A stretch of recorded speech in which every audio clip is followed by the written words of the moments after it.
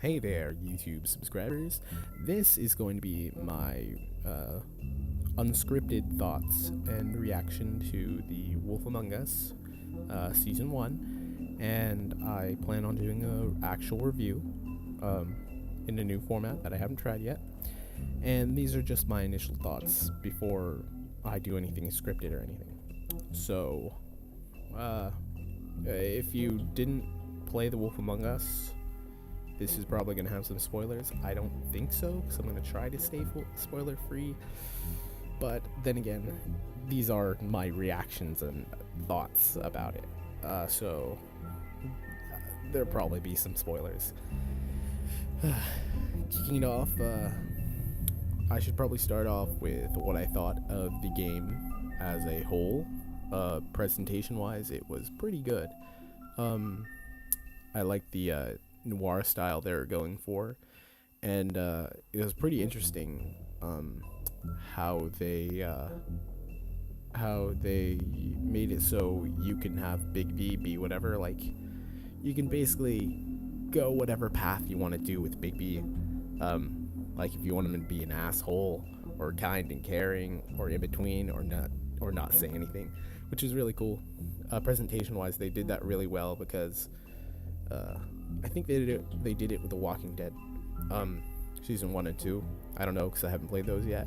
I might get them on PlayStation 4, because I have a love for graphic adventure games. But I hate The Walking Dead, but who knows? I like TellTale a lot. I like how they kept the morale choices basically to the buttons, so it never trick you, which was a very good presentation thing, because I know in some games it's just like eh.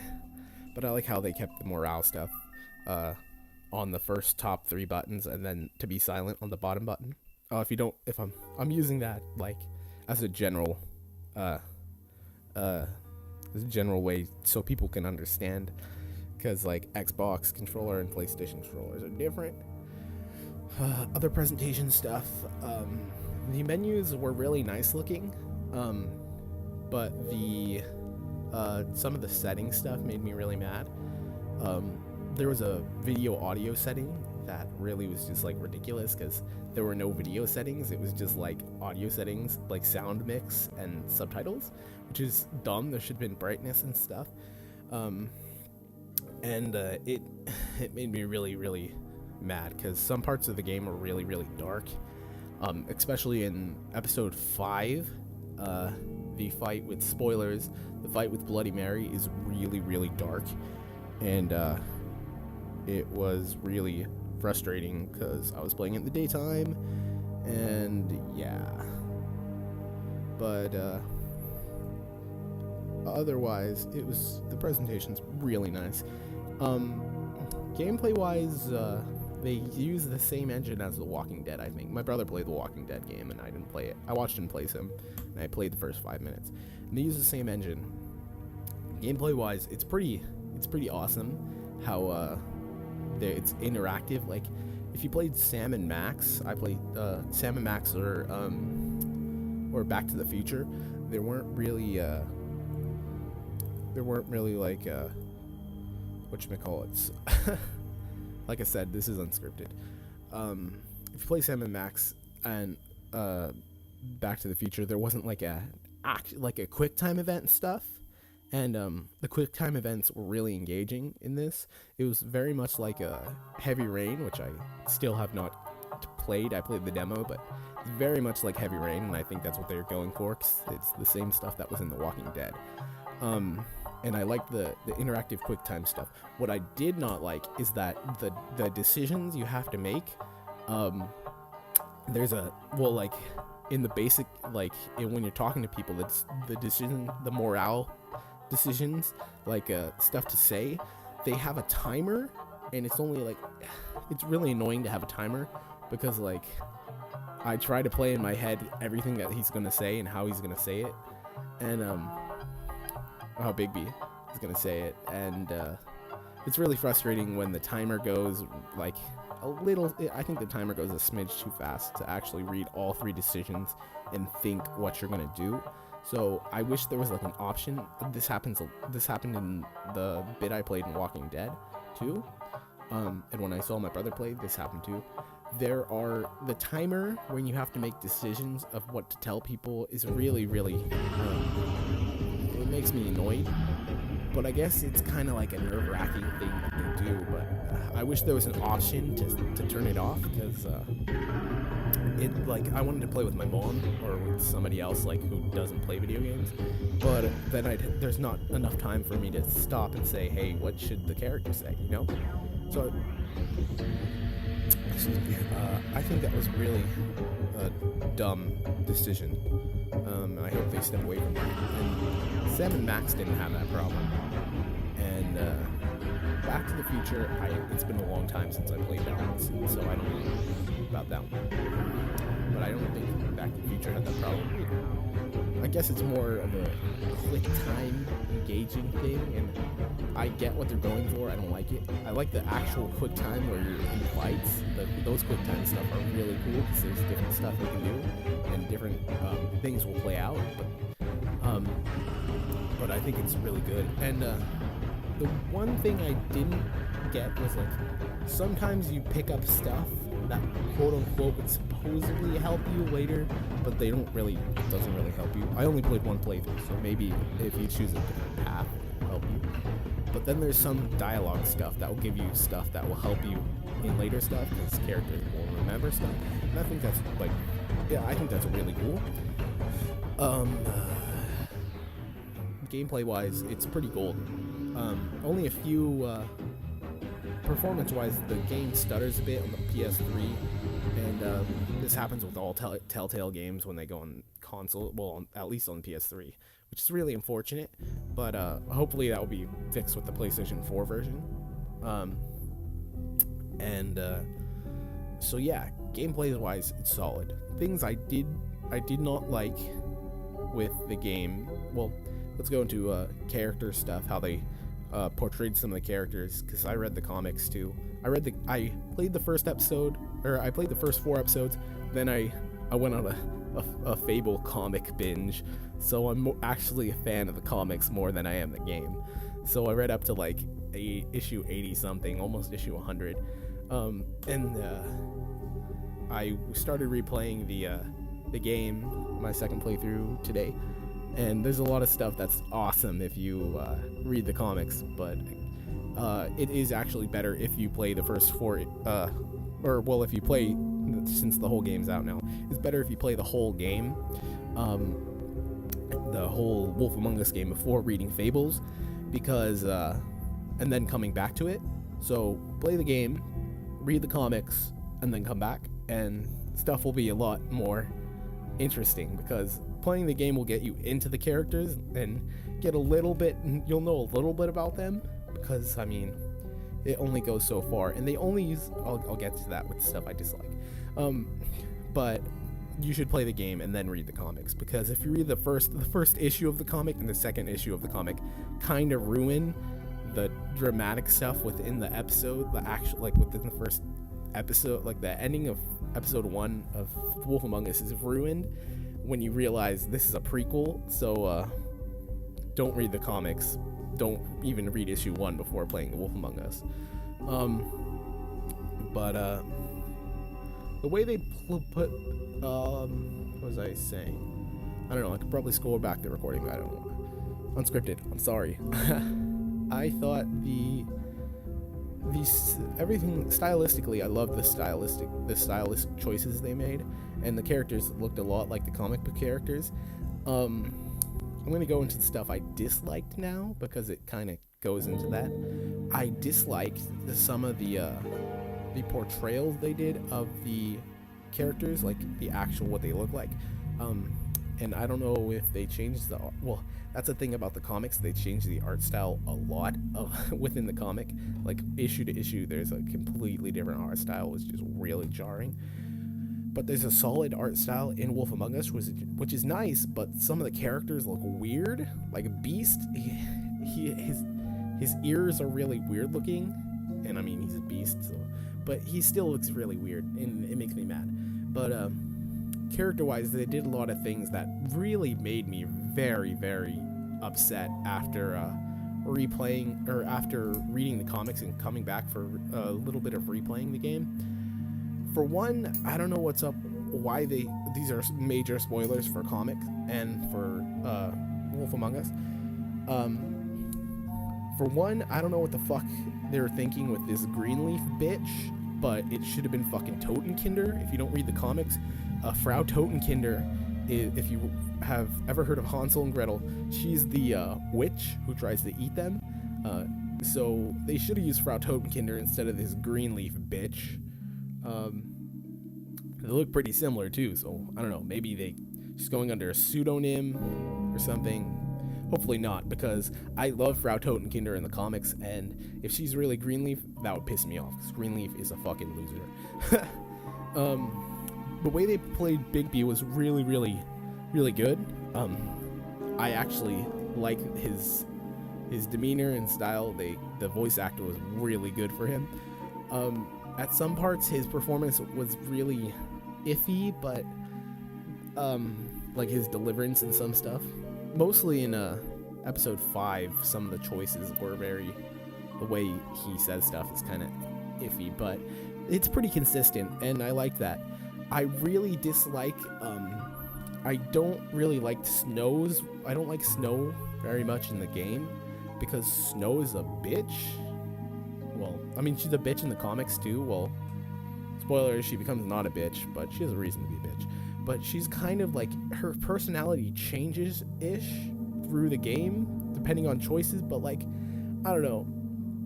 Her voice actress, her performance is very lackluster in my opinion.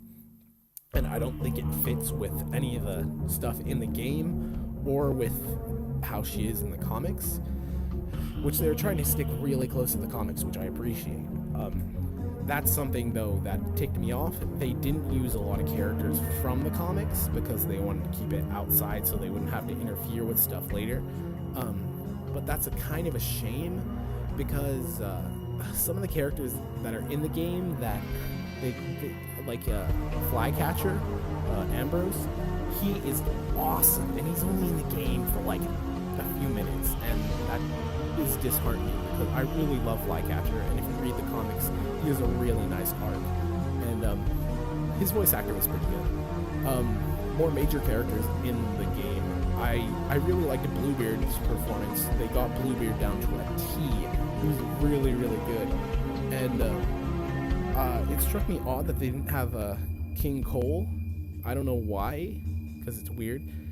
King Cole was missing throughout the game, or he was like on vacation or something, and that was kind of dumb, because I mean, King Cole is a really big part of the comics, and I'd like to see him. I would have appreciated to see him more, but it makes sense because like that's the only way they could have had Ichabod. Oh, that's something I liked, how they connected Ichabod to the Ichabod in the game to the comics. They mentioned in the comics were written like 10 years ago, right? And throughout the comics, maybe in 2000, somewhere around 2006 or 2008 ish, maybe 2000, yeah, around 2006, in between 2006 and 2008 ish, Ichabod's in like one issue, and they talk about what happened with him, and the game is about the issue that happened with him, which is really cool. Spoilers, it's the whole thing with his fascination with Snow. Spoilers, which was really cool. I loved how they played Ichabod, though. He was really cool. I really liked his portrayal. Was really amazing. His voice actor and everything was really great. What else? Jack Horner was in the game. I really hope they make a Jack game, because Jack is really cool. Jack is one of the, like, Jack got his own comic book, so he might get his own thing. But Jack is Jack Horner / Jack and the Beanstalk Jack. All the old fairy tales and fables with the character named Jack is basically Jack, the Jack and Fables / Wolf Among Us.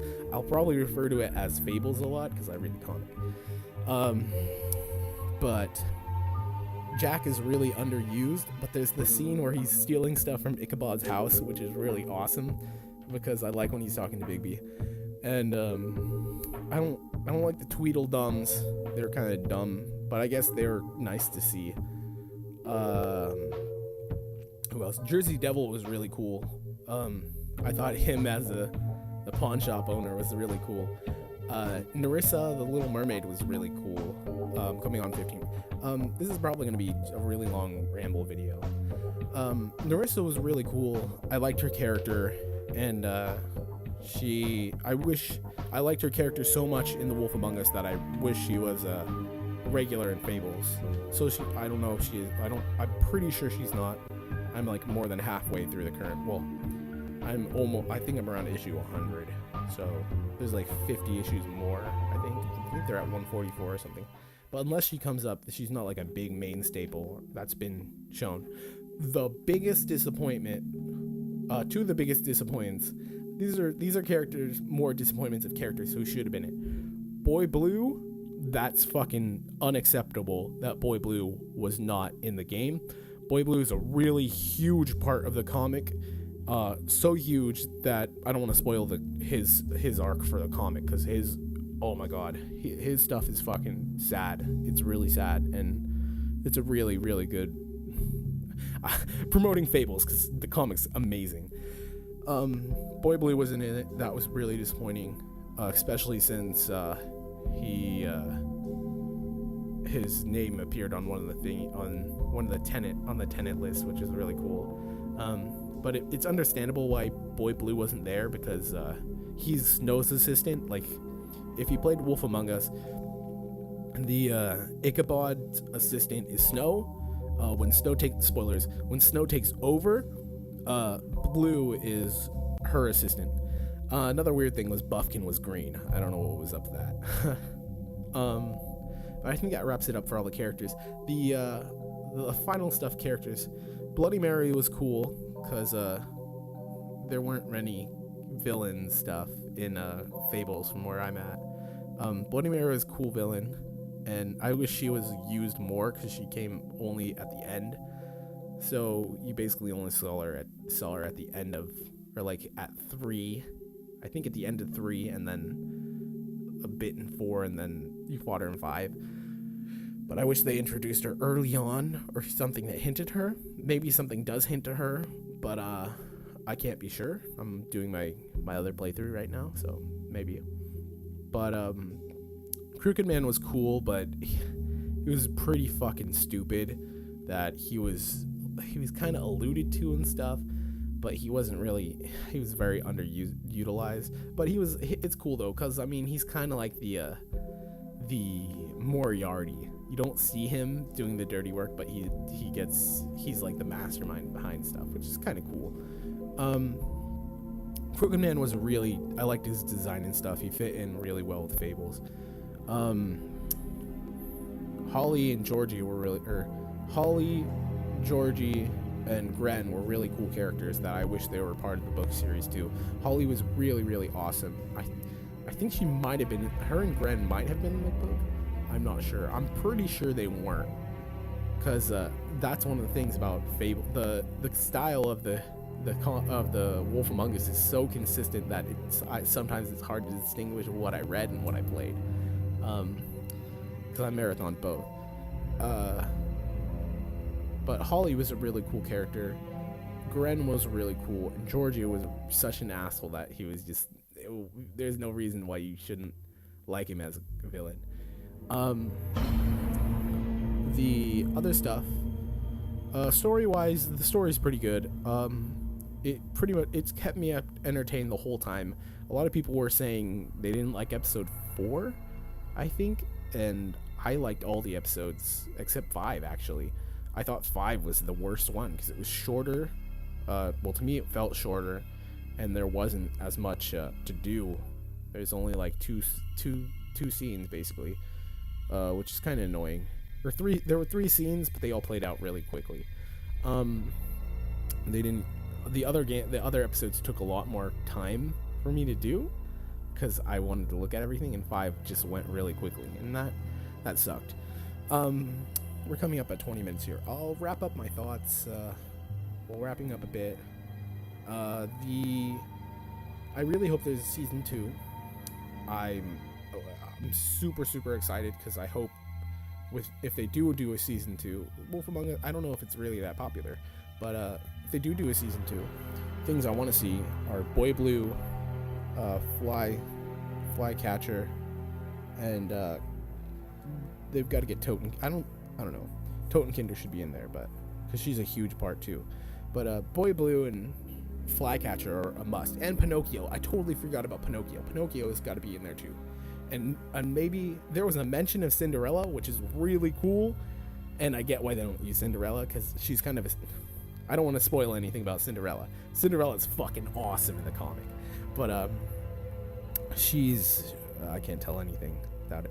But there was a mention of her, which made me really happy because her shop's like right outside the Woodlands, which is really cool. What else? They pretty much, yeah, just those characters I'd like to see in it. And maybe, well, I hope with season 2 they go a little further into the I hope they do a time skip to go more into the modern, well, the modernish era, well, the like start of the comic arc. So if they do that, they could put Red in there and Prince Charming, which would be really cool. And if they want to get ballsy, they can go into major spoilers for the comic. If you do not want to hear it, just probably shouldn't listen. But they should, if they want to get ballsy, they go into the Beast arc, or like the Beast era, where Beast is the sheriff, which is actually a lot. Like Bigby is only the sheriff for a little while in the comics. A little while, I mean like 30 issues maybe. 40 issues maybe? I think it's only like 30 or something. Maybe even less than that. But Bigby isn't really the sheriff for a long time in the comics, but he's the sheriff for hundreds of years in the continuity, the canon.